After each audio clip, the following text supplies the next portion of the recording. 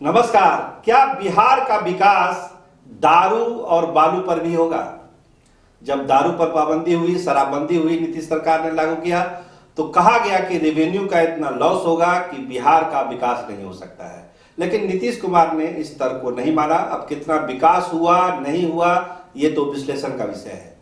लेकिन कल एक बात आई सामने। कल नई कोइलवर पुल का उद्घाटन था, एक 3 लेन का। उसमें 2-3 बातें नितिन गडकरी ने कही जो अपने आप में बिहार के लिए एक बहुत बड़ी बात है। तो क्या कहा नितिन गडकरी ने? नितिन गडकरी ने जो बात कही वो ये थी कि 100 इथेनॉल की फैक्ट्रियां बिहार में खोलिए, बिहार का कायाकल्प हो जाएगा मुख्यमंत्री जी। दूसरी बात उन्होंने कही कि पैसे की कोई कमी नहीं है, आप जितना चाहे पुल बनाइए, रोड बनाइए, केंद्र सरकार और हमारा विभाग आपको देने के लिए तैयार है। लेकिन यहां पे हम बात पुल और रेल की नहीं करेंगे, हम बात करेंगे इथेनॉल की फैक्ट्री की, जिसके बारे में कहा जाता है कि 2 लाख करोड़ की इकोनॉमी इथेनॉल फैक्ट्री पर निर्भर करती है। बहुत बड़ा अमाउंट। और अगर 100 फैक्ट्रियां बिहार में खुलती है तो बिहार का कायाकल्प हो सकता है, ऐसा नितिन गडकरी का दावा है। नितिन गडकरी ने मुख्यमंत्री से और क्या कहा? उन्होंने कहा कि देखिए, इस मामले में मुझसे बड़ा कंसल्टेंट आपको कोई नहीं मिलेगा, क्योंकि इस बारे में हम एक्सपर्ट हैं। व्यक्तिगत रूप से उन्होंने अपने बारे में कही और कहा, 2-3 आश्वासन भी दिया कि जितना भी प्रोडक्शन होगा वो केंद्र सरकार खरीदेगी, इसकी गारंटी मैं लेता हूं। अनुदान भी देंगे आपको फैक्ट्री खोलने के लिए, आप खोलिए।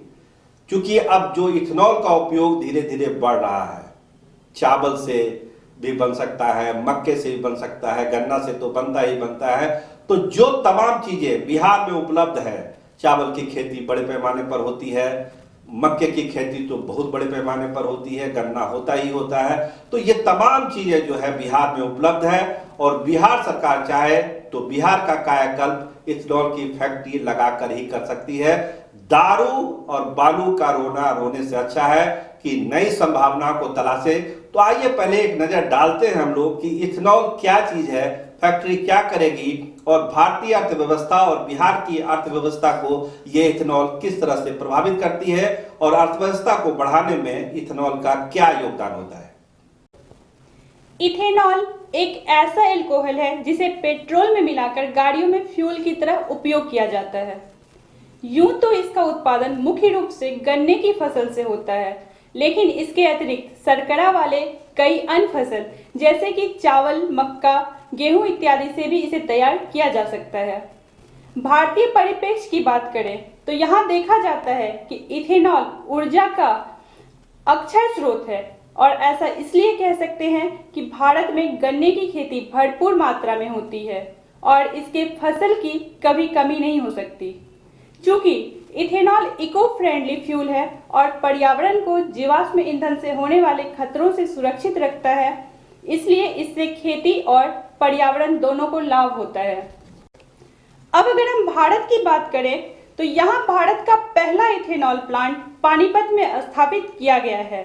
इसके अतिरिक्त साल 2020 में छत्तीसगढ़ का पहला इथेनॉल प्लांट कवर्धा में लगाने का फैसला किया गया, जिससे पीपीई मॉडल लोगों को रोजगार मिलेगा। साथ ही हरियाणा, छत्तीसगढ़, पराली आदि जगहों पर भी पहला 2G इथेनॉल प्लांट स्थापित किया गया है। अब बात करें देश में इसकी उपयोगिता की, तो इथेनॉल की उत्पादन लागत लगभग 36 रुपये प्रति लीटर होगी तथा वर्तमान में भारत सरकार द्वारा बिक्री की कीमत लगभग 38 रुपये प्रति लीटर निर्धारित की गई है। भारत में लगभग 2 लाख करोड़ की इथेनॉल की इकोनॉमी है। दूसरे देशों की बात करें तो ब्राजील में इसका सबसे ज्यादा उपयोग होता है। भारत में वैसे तो इसका उपयोग अधिक नहीं होता है, क्योंकि अगर इथेनॉल की मांग बढ़ती है तो गन्ने की फसल इससे प्रभावित होगी, क्योंकि गन्ने की खेत में पानी काफी अधिक मात्रा में लगता है और वर्तमान में सिंचाई व्यवस्था अभी उतना ही बेहतर नहीं है। लेकिन इसके बावजूद इसकी संभावनाओं की बात करें तो पूरे देश के साथ साथ बिहार में भी इथेनॉल के उत्पादन की अपार संभावनाएं हैं। तो जैसा कि आपने सुना, बिहार में इथेनॉल के उत्पादन की अपार संभावनाएं हैं। तो इस संभावना को और नितिन गडकरी की बात को क्या बिहार सरकार एक चुनौती के रूप में लेगी? नितिन गडकरी ने सलाह दी है। हम लोगों का तो मानना है कि बिहार सरकार को इसको एक चुनौती के रूप में लेना चाहिए। देखिए, नीतीश कुमार ने भी एक बात कही कल नितिन गडकरी को कि एक प्रस्ताव बिहार सरकार ने दिया था यूपीए सरकार के समय, लेकिन उस प्रस्ताव को खारिज कर दिया गया। तो अब भी बहुत देर नहीं हुई है, बिहार सरकार उसी प्रस्ताव को अगर आगे बढ़ाना चाहती है तो उसको आगे बढ़ा सकती है, या अपने तरफ से कोई नया प्रस्ताव भी नई सरकार को दे सकती है। देखिए, डबल इंजन की सरकार कही जाती है, तो डबल इंजन का जो काम होता है इससे बेहतर काम नहीं हो सकता कि अब यहाँ पे 100 से ज्यादा इथेनॉल की फैक्ट्रियां खोली जाए। जब केंद्र सरकार ने और नितिन गडकरी का ये खुला ऑफर है कि आप खोलिए, सारा अनुदान तो नहीं लेकिन जो अनुदान बनेगा वो हम करेंगे, सारा जो उत्पादन हम खुद खरीदेंगे, आपको बेचने की भी दिक्कत नहीं होगी, कोई परेशानी नहीं होगी, मतलब पूरा सहयोग नितिन गडकरी देने के लिए तैयार है।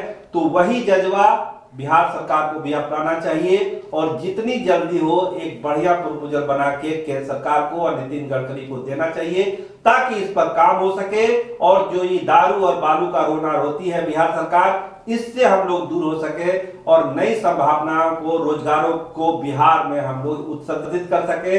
आप जानते हैं कि 2020 में रोजगार एक बड़ा मुद्दा बना था, तो अगर ये इथेनॉल की फैक्ट्रियां बिहार में खुलती है तो बिहार में काफी बड़ी संख्या में रोजगार का सृजन होगा और बिहार के जो लोग हैं, छात्र हैं, लड़कियां हैं, सबको यहाँ ही रोजगार मिलेगा और बिहार का कायाकल्प तो निश्चित तौर पर हो सकता है, जिस तरह का दावा किया जा रहा है। तो एक उम्मीद नितिन गडकरी के बयान से हुई है। अब बिहार को सरकार को पहल करनी है और उसको इसमें काफी संजीदगी से आगे बढ़ना है और ये कोशिश होनी चाहिए कि जल्द से जल्द इस प्रस्ताव को जमीन पर उतार दिया जाए। कैमरामैन राहुल राज के साथ मैं सरोज सिंह, धन्यवाद, नमस्कार।